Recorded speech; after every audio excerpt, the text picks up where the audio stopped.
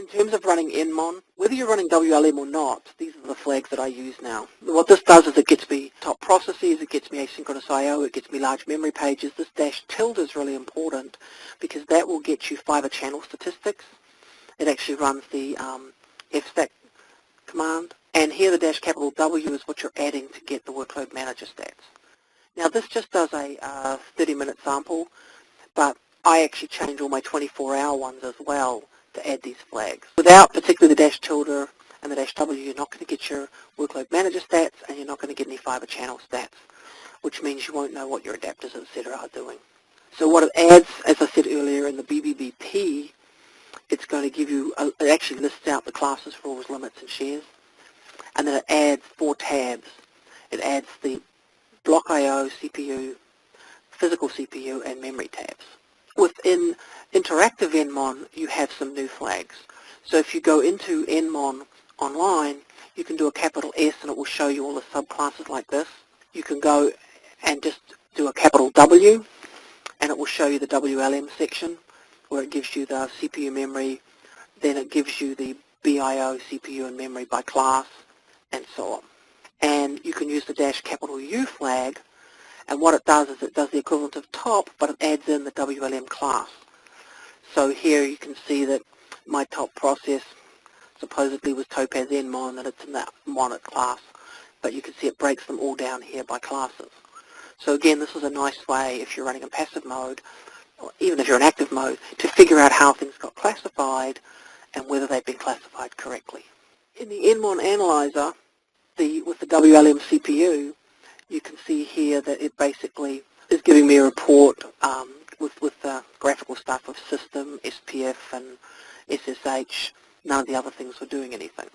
Here's the one where it's showing me from reports that I ran on my little system director system, the breakdown for default system and monet.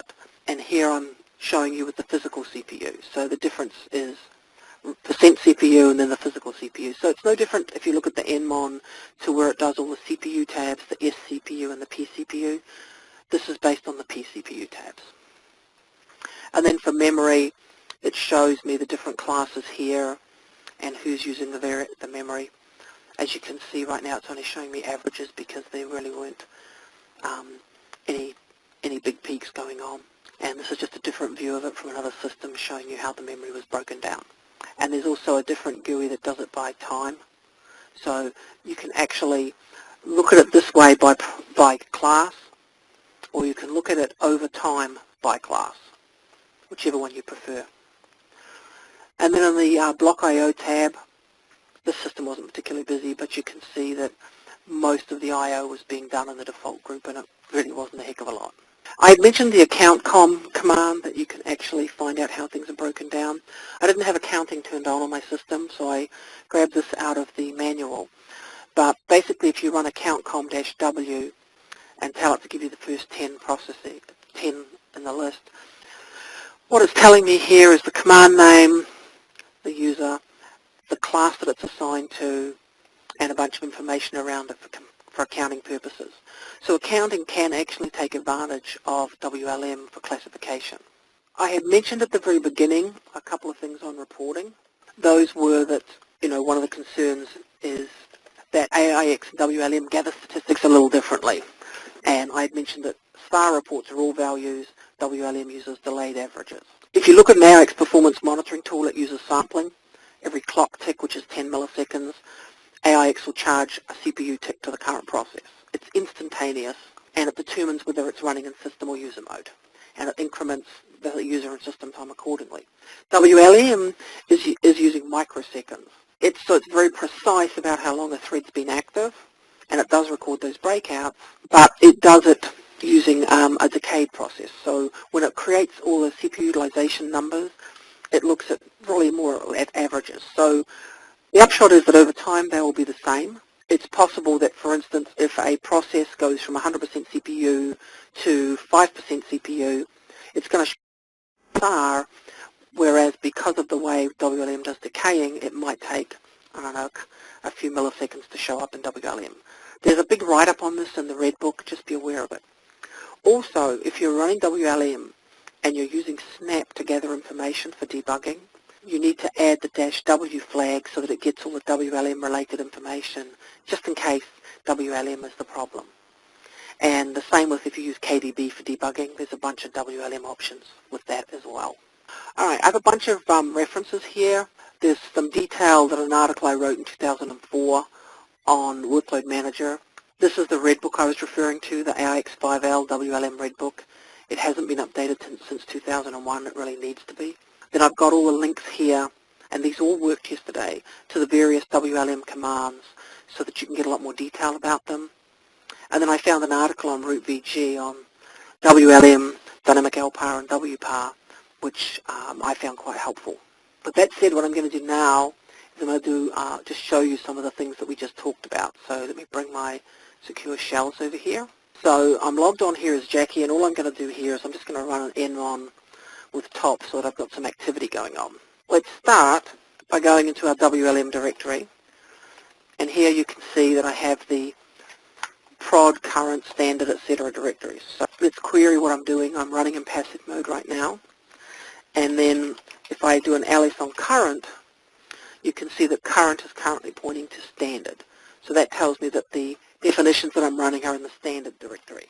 So we go into standard, and you can see that I have this SSHD directory. I have classes, limits, rules, and shares. If we look in classes, you can see, and this is the stuff I showed you in the slides earlier, but you can see I've defined SSHD, monet, and backups, and they're just definitions. They're really not doing anything by themselves. If we look in our limits, you can see I've defined system to have some limits and monet. Everybody else is just running unlimited. And the real meat of this is in the rules. So these are the rules I showed you earlier with SSHD, anybody running that program, backups, and so on. So these are the rules that we're going to be running by.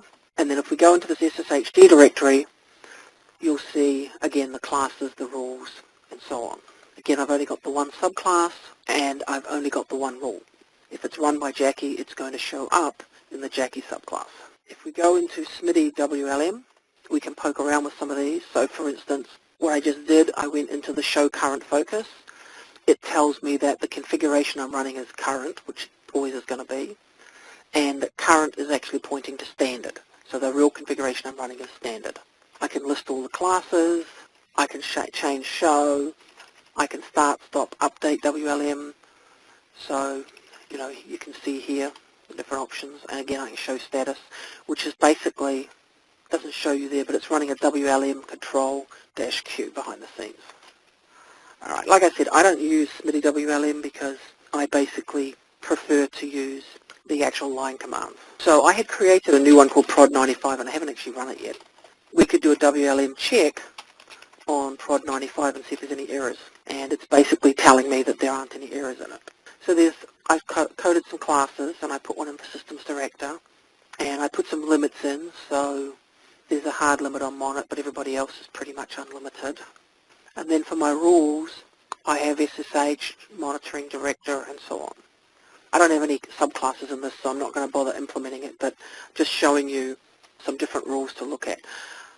If we were to go into NMON, if you do a question mark, you'll see that there's now there's a capital U, a capital W, and a capital S. We'll start off with the capital S. So this is just showing me the classes, and it includes all the subclasses and what that breakdown is. If I go into the W, it pretty much gives me the same report with Workload Manager, but notice the subclasses are missing. That's what you need the capital S for. And so the U is just giving me all of the processes, the utilization, and it breaks it down by class. So that's what you can see in interactive NMON. Then if we do a PS-C SSHD, it will show me what's assigned to the SSHD class, and then I can also do tell me what's assigned from Jackie. So here you can see I have a bunch of SSHs going on and how they're assigned, and then I have these ones specifically assigned to Jackie.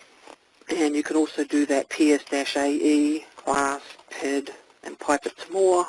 So here you can see the class, the PID, user, and command. And like I said, you can add other tags to it.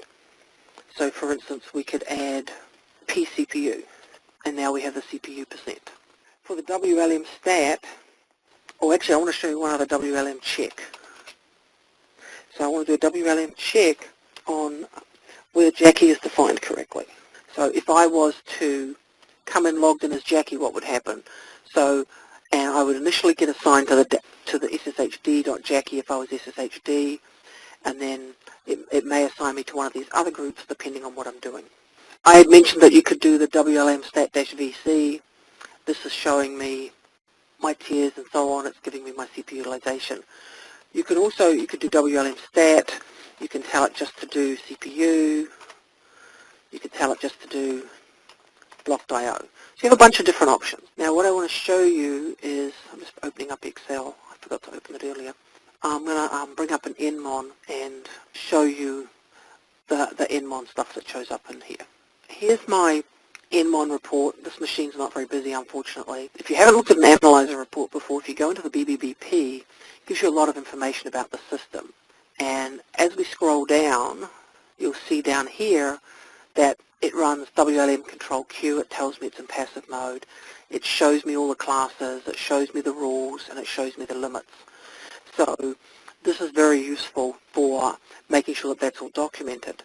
More importantly, at the back here, it adds some tabs. So here's the WLM BIO, CPU, pCPU, and memory.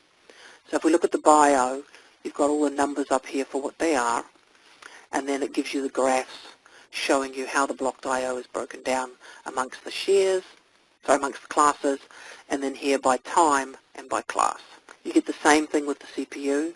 Again, you get the numbers, then you get the percent across the classes, and the percent by time. Then it does it with the physical CPU, and again by class and by time, and then lastly it does the same thing for memory.